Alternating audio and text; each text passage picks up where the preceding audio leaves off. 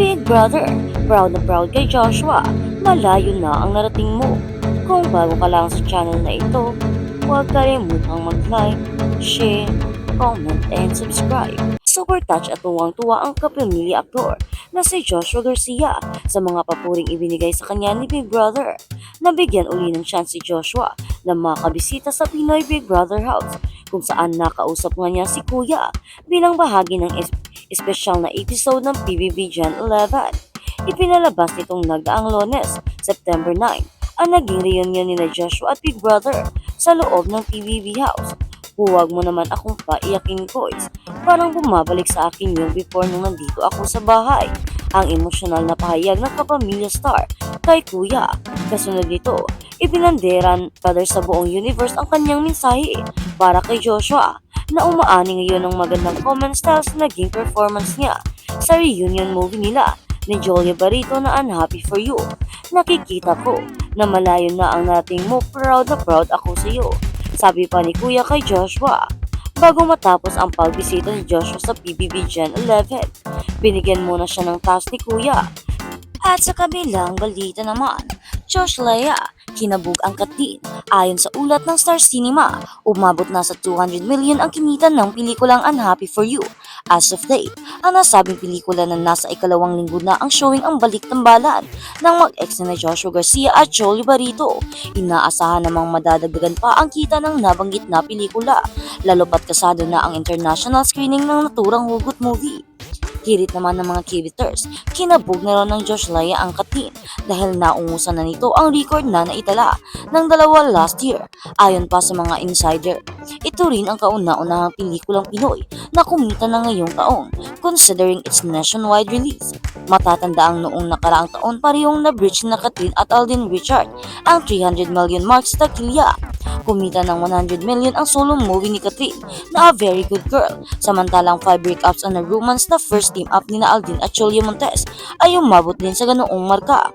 Kaya naman, hindi katakataka na tanghaling box office king ang Queen ang dalawa last year sa naitalang record ng Josh Lea.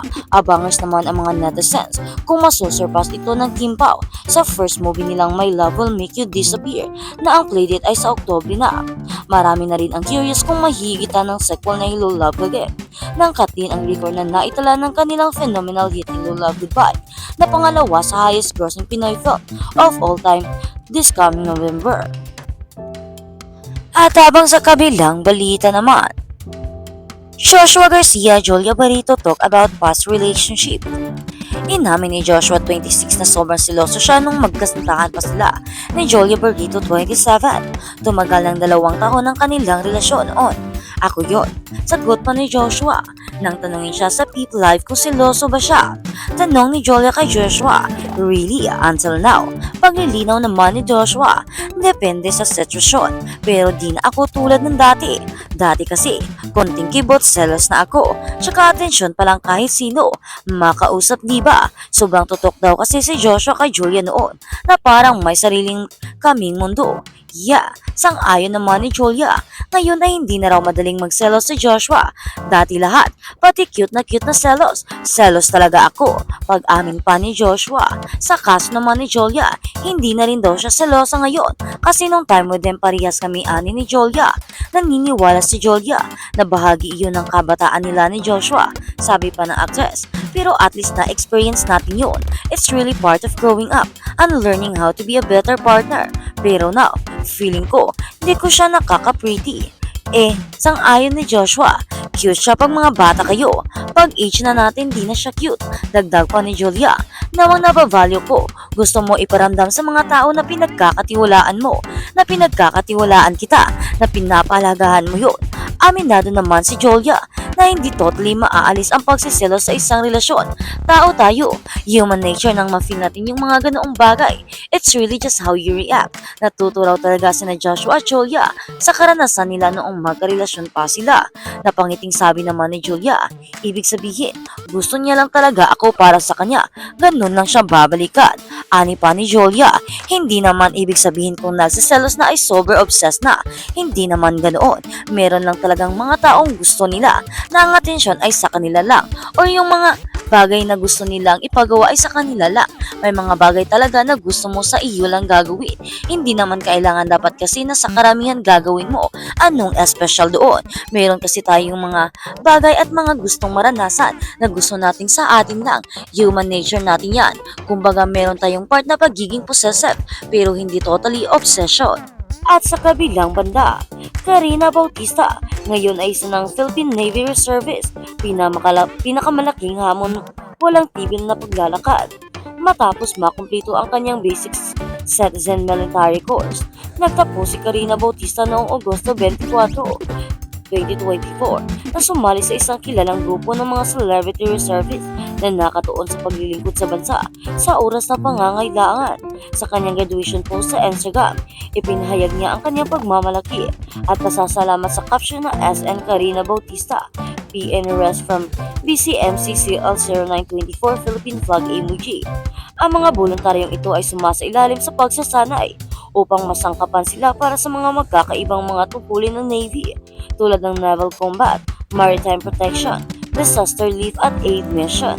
Kasama ni Karina ilang iba pang celebrities, kabilang na sina Dingdong Dantes, Nadia Montenegro, Rocco Nasino, Mateo Godechili, Michelle D, at Beatrice Luigi Gomez ay nagboluntaryo din bilang military reservist. Upang ipagdiwang ang pinakaunang tagumpay na ito, nag-curate si Karina ng mga snippet mula sa kanyang pagsasalay sa Navy sa isang Instagram highlights collection na pinamagatang PH Navy. Ang carousel ng mga reels larawan ay nag-alok ng ilang sulyap sa mahirap at pagbabagong mga karanasan ng kanyang pinagdaanan sa panahon ng bootcamp. Matinding pagsasanay mga pagsubok sa pisikal na fitness at higit pa. Natutunan din ni Karina Bautista kung paano motok ng baril. Bilang bahagi ng kanyang PH Navy training photos, screen grab from Instagram ay Karen Bautista. Pinarangalan niya ang kanyang mga drills instructor sa paggabay sa kanya sa mahigpit na pagsasanay. At sa kabilang balita naman, Karina Aljon proud sa achievements nila pero proud din sila sa individual achievements nila sa mga proyektong hindi sila magkasama. Kaya pinagmamalaki nila ang bawat isa ng mahingan sila na mensahe para sa isa't isa. Ayon nga kay Aljon, proud ako sa mga achievements niya. Dating napag-uusapan namin, sobrang pangarap niyang maging host. Yung hosting passion niya talaga yun. Ngayon marami na siyang ginagawang hosting. Lagi siyang nag-host sa Star Hunt. Natuwa ako na naabot niya yun. For sure naman marami pa kaming shows na pagsasamahan. I'm happy for you.